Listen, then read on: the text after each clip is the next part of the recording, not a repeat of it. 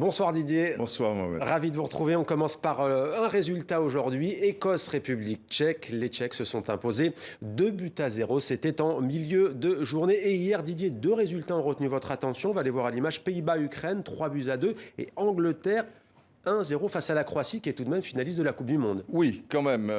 Disons qu'on a vu deux très bons matchs, en particulier celui des Pays-Bas, très spectaculaire contre l'Ukraine, 3-2 donc, et puis l'Angleterre qui a le statut de favori.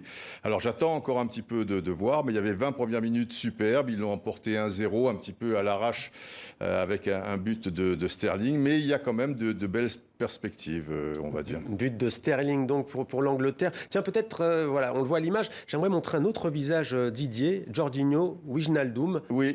L'entraîneur du Paris Saint-Germain, Mauricio Pochettino, a dû savourer ce match parce que c'est un nouveau joueur du PSG. Effectivement, je pense qu'il a dû suivre ça attentivement. C'est le capitaine des Pays-Bas et il a été excellent hier soir. Donc, alors, on a déjà une bonne soirée pour le Paris Saint-Germain. On a déjà vu quand même pas mal de matchs. Didier, est-ce que vous pouvez tirer, peut-être pas un premier bilan, mais des enseignements? Oui, les premiers enseignements, après 8 matchs, c'est que les favoris sont au rendez-vous. La Belgique, je l'ai dit, l'Angleterre, les Pays-Bas, un degré moindre, ils sont outsiders. Et l'Italie ont montré quand même de belles choses. Ils sont difficiles à affronter. Et les équipes moyennes, entre guillemets, feront ce qu'elles peuvent. J'ai été un petit peu déçu par la Suisse contre le Pays de Galles. Ça va être difficile pour eux parce que le prochain match, c'est contre l'Italie. Mais la Nati, quand même, en général. La Nati n'a pas dit son dernier mot. Absolument. Peut-être un petit coup d'œil au match de ce soir. Pologne-Slovaquie, ça se joue d'ailleurs en ce moment. Et puis Espagne-Suède. L'Espagne, peut-être juste un petit mot. Alors l'Espagne, ça reste un grand nom. Hein. Ils ont gagné cette épreuve et c'était pas si lointain à deux reprises. Mais je les vois quand même un